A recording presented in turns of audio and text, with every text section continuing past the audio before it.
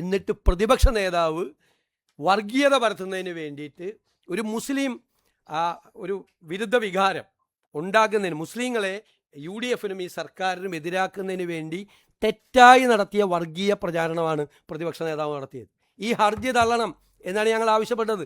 കോടതിയിൽ ഞങ്ങൾ ആവശ്യപ്പെട്ടിട്ടുണ്ട്, ഹർജികൾ തള്ളണം എന്ന് ഞങ്ങൾ ആവശ്യപ്പെട്ടു.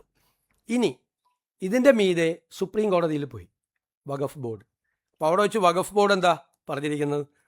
വഖഫ് ബോർഡിൻ്റെ ചെയർമാനടക്കമുള്ള ആളുകളെന്താ പറഞ്ഞിരിക്കുന്നത്? അതായത് അമുസ്ലിം അംഗങ്ങളെ സെക്ഷൻ 14 പ്രകാരം വെച്ചുകൊള്ളാം, ബാർ കൗൺസിലിൽ നിന്നും പൊതുകാര്യ പ്രസക്തരിൽ നിന്നും മുൻ വാഗ്ദാനം അനുസരിച്ച് ചെയ്തു കൊള്ളാം. ഇപ്പോൾ പോയില്ലേ ഇതെല്ലാം? അവർ പോയി പറഞ്ഞാണ്, സുപ്രീം കോടതി പോയി പറഞ്ഞാണ് വെച്ചുകൊള്ളാം. സെക്ഷൻ 14 പാലിച്ച് വഖഫ് മുന്നോട്ട് കൊണ്ടുപോകാൻ അനുമതി വേണം. കേരള സർക്കാർ ഹൈക്കോടതിയിൽ ഹർജി തള്ളണം എന്ന് പറഞ്ഞിട്ടും ഹൈക്കോടതി തള്ളിയില്ല.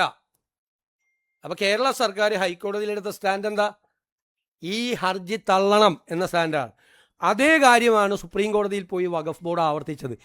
ഈ ഹർജിക്ക് മുമ്പ് തന്നെ ഇത് നിയമിച്ച സമയത്ത് ഈ 2 അമുസ്ലിം അംഗങ്ങളെ ഞങ്ങൾ നിയമിച്ചു കൊള്ളാം എന്ന് പറഞ്ഞ സർക്കാരാണ് അദ്ദേഹത്തിൻ്റെ സർക്കാർ.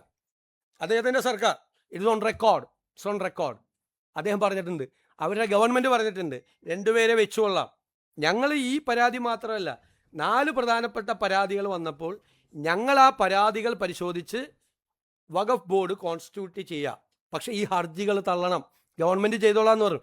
ഗവൺമെൻറ്റിൻ്റെ ഈ സ്റ്റാൻഡിനെയാണ് വഖഫ് ബോർഡ് പോയി സുപ്രീം കോടതിയിൽ പോയി ഉയർത്തിക്കാട്ടിയത്. ഹർജി തള്ളണമെന്ന് സംസ്ഥാന സർക്കാർ പറഞ്ഞിട്ടും ഹൈക്കോടതി ഞങ്ങൾക്ക് പ്രവർത്തിക്കാൻ അനുമതി തരുന്നില്ല. ഞങ്ങൾ നേരത്തെ വാഗ്ദാനം ചെയ്തിരുന്നത് പോലെ 2 അമുസ്ലിങ്ങളെ വെച്ചുകൊള്ളാം എന്ന് പറഞ്ഞിട്ട് ഈ വർഗീയ പ്രചരണം നടത്തി ഞങ്ങളുടെ സർക്കാരിനെ പ്രതിക്കൂട്ടിലാക്കാൻ പ്രതിപക്ഷ നേതാവോ CPMോ വിചാരിച്ചാൽ നടക്കില്ല. ഇതാണ് ഞങ്ങളുടെ സ്റ്റാൻഡ്. ക്ലിയറാണ്.